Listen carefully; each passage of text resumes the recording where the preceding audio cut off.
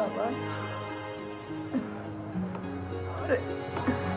আমি আজকে সকালে উঠতে পারিনি তো, তাই তোর কাছে যেতে পারিনি। কেন উঠতে পারোনি? আমি একটু কোমরে ব্যথা। সেই জন্যই আমি এলাম। এখন তুমি আমার সাথে হাসপাতালে যাও। আরে পাগল, একটা দিন যাক। আর একটা দিন গেলেই তুমি ভালো হয়ে যাবে। আমি তো ভালোই আছি। মা, আমার তো অবস্থা একটু একটু করে আবার ফিরছে। আমরা গেল মাসে বায়ারদের অর্ডার সব সময় মতো সাপ্লাই করে দিয়েছি। তার মানে আমার আর আগের মতো টাকার টান নেই। তোমার জন্য খরচ করতে এখন আমরা কারো কাছে হাত পাততে হবে। আমি জানি তুই আমার জন্য কি করতে পারিস আর কি পারিস না। তাহলে আমি নিজেই যাই। কোথায়? হাসপাতালে। এই আমি তোর দুটো হাত ধরে বলছি, আমার শক্ত কিছু হয়নি। এই হালকা পাতলা যা জানি একটা ওষুধ খেয়ে নেব, ভালো হয়ে যাবে। আর তুই যদি পারিস কাউকে পাঠিয়ে একটু লিথু সোনাটাকে আনিয়ে নে। ওকে দেখতে আমার খুব ইচ্ছে করছে। আসলে তোকে সব কথা বলাটা উচিত ছিল, এই না বলে মনের মধ্যে ধরে রেখে এই অবস্থা হয়েছে। তবে মনে কাঁটা থাকলে, অস্বস্তি থাকলে দেহ এমনিতেই বিকল হয়। তার সাক্ষী তো আমি একা নই, মেয়েটাও তার সাক্ষী। কেন, তোর বউ তোকে কিছু বলেনি? না। অথচ দেখ, ওই চেঁচামেচি না করে চুপ করেছিল। আমি সেজন্যই তো লিথুর কথাগুলো তোকে বলেছি। আমি আসলে বলতে বাধ্য হয়েছি। আমি বুঝতে পারছি না ন্যায় করলাম না অন্যায় করলাম। তুই এক্ষুনি নিজের লিথিকে ফোন করে আসতে বলে দে। তুমি কিছু ভেবো না মা, আমি ওকে আনার ব্যবস্থা করছি। আর একটা কথা। কি? আজকে বাইরে না গেলে হয় না? হয়। তাইলে আজকে তুই বাইরে যাবি না। কেন, মনে করছো আমি পালাবো? ঠিক আছে মা, আমি আজ কোথাও যাব না। আচ্ছা ভালো কথা, তুমি নাস্তা খেয়েছো? হ্যাঁ, যা তুই খেয়ে আয়। আচ্ছা, নাস্তা খেয়ে আমি পেপারটা নিয়ে আসি, তোমাকে পেপার পড়ে শোনাবো। কিন্তু সব ভালো খবর শোনাতে হবে। আচ্ছা ঠিক আছে।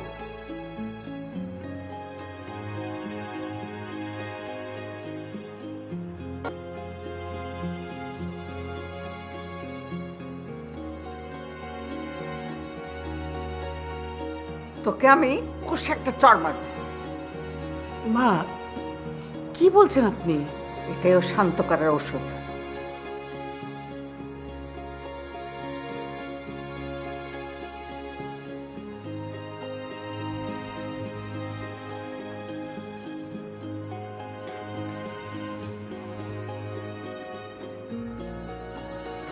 বাবু, এই কুকুর একটু গিয়ে দেখো না, স্যারের নামতে কতক্ষণ? কেন?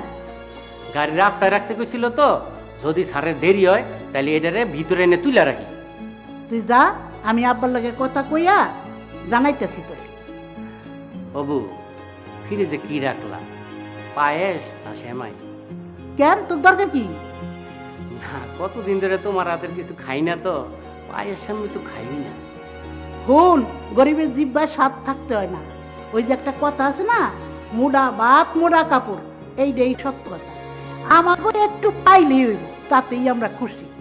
হ্যাঁ ঠিকই কইছো বউ, তুমি তো। বেশি পেশাল পারিস না তো, যা ডিউটি কর।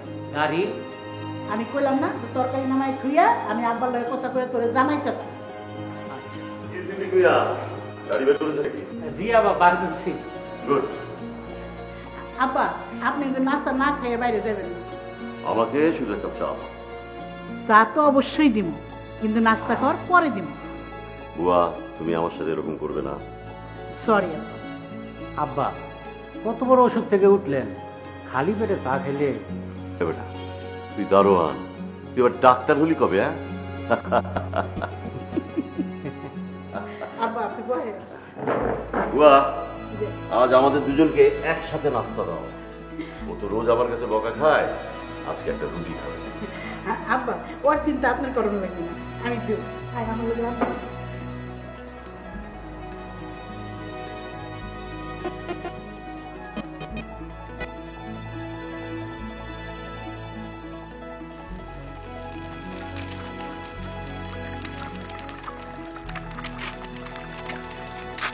আবু উড়াও না, তাতে উড়াও, সার বই রয়েছে তো। উড়াইতেছি তো, ওই কথা পড়ে। দাও, আমার কাছে দাও। চল, চল।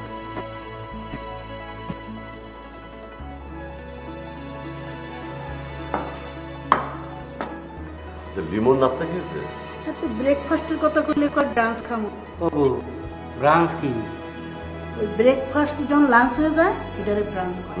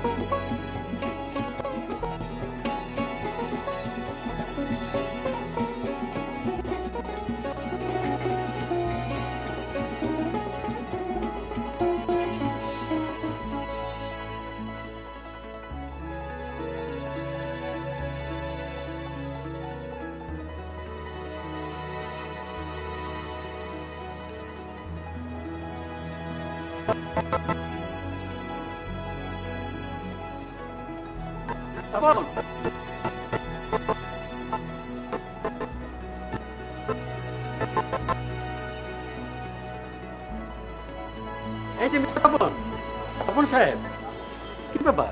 তুমি আমাকে চিনতে পারছো না? না। পরিচয় দিতে হবে। জি। আমি তোমার sir Farid Ahmed. Primary, high school, college, university, কোথাও তো ফরিদ আহমেদ নামে আমার কোনো স্যার ছিল না। You joking? হ্যাঁ আশ্চর্য, আমি জোগাড় হতে যাবো কেন? আরে আমি আস্থা ইনভেস্টের managing director mister Farid Ahmed. ও, উনি তো জেল বার্ড। মানে? মানে জেলের ঘুঘু, জেলের ঘানি পিসছেন। তাহলে এই আমি কে তোমার সামনে? মেবি ফরিদ আহমেদের ক্লোন। আমি ক্লোন হতে যাবো কেন? যাবেন এই জন্য কারণ একজন ফরিদ আহমেদ নদীর মধ্যে আস্থা প্রপার্টিজের সাইনবোর্ড ঝুলিয়ে সেটাকে প্লট হিসেবে বিক্রি করে। সহজ সরল মানুষের কাছে শত শত কোটি টাকা হাতি নেয় গাছ বিক্রি করার নামে। নামে বেনামে পৃথিবীর বিভিন্ন দেশকে সেকেন্ড হোম করে। এদের কাছে অসম্ভব বলে কিছু নেই। সবকিছু জয় করতে করতে এরা মৃত্যুকেও জয় করতে চায়। একজন ফরিদ আহমেদ তাই অনেকগুলো ফরিদ আহমেদ হয়ে বেঁচে থাকতে চায়। আপনি অবশ্যই ক্লোন হয়ে যাবেন। দেখো, 3 মাস জেল খেটে আমি সমস্ত পাপ মোচন করে একজন বিশুদ্ধ মানুষ হয়ে বের হয়ে এসেছি। আমার কোনো আচরণে তুমি হয়তো অন্তরে ব্যথা পেয়েছো, আমি করজোরে তার জন্য ক্ষমা চাচ্ছি। আমি এখন মাটির মানুষ, শাক দিয়ে ভাত খাবো, বিড়ালকে। আচ্ছা আচ্ছা ঠিক আছে, জান আপনার কথা বিশ্বাস করলাম যে আপনি আস্ত এবং আসল মিস্টার ফোর্ড। হ্যাঁ, আচ্ছা, সেবা কি তোমাকে বিয়ে করেছে? হোয়াট? হ্যাঁ, মানে আগ্রহ তো তারই। এরকম গায়ে পড়া মেয়ে আমি আর দুটো দেখিনি। আপনি কিন্তু অনেক পেঁচাচ্ছেন। কি বলছো? জি, ক্ষেত্র প্রস্তুত, এখন আসল কথাটা বলে ফেলেন। শুনলাম তুমি নাকি জৈব সাবান খার আবিষ্কার করেছো। Very good idea. আরে ব্যবসা করতে অর্থ লাগে না, আইডিয়াই কাফি। শুধু আইডিয়া দিয়ে কত লোক যে বিলিয়নিয়ার হলো। আমি তোমাকে প্রমোট করব, তোমার এই জৈব খারের প্ল্যান্ট, ফ্যাক্টরি সব আমি তৈরি করে দেবো। শুধু আমি যদি ছোট্ট একটা উপকার করো। আগে বাড়েন।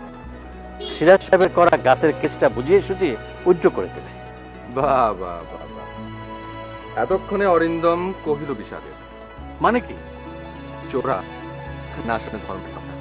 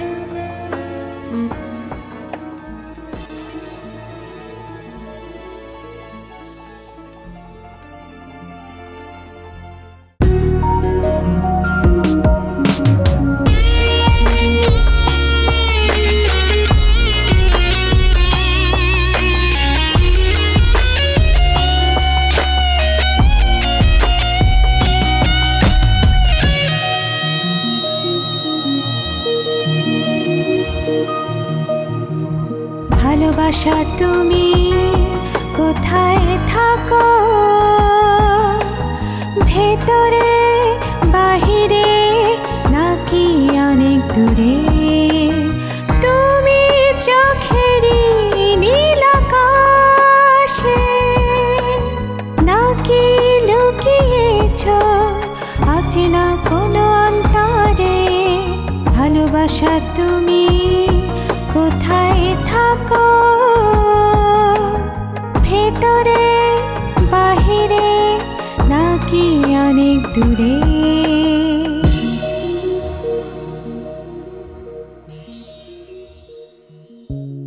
খুঁজি স্বপ্ন ছোঁয়া মনে, ইচ্ছে রঙে উদাসী বিকেলে, লাজুক শিহরণ ভালোবাসা ক্ষণে, রঙিন প্রজাপতি সুখেরই স্বপ্নে রে, ভালোবাসা তুমি কোথায় থাকো, ভেতরে বাহিরে নাকি অনেক দূরে, তুমি চোখেরই নীল আকাশে নাকি লুকিয়েছো অচেনা কোনো অন্তরে, ভালোবাসা তুমি কোথায় থাকো, ভেতরে বাহিরে নাকি অনেক দূরে।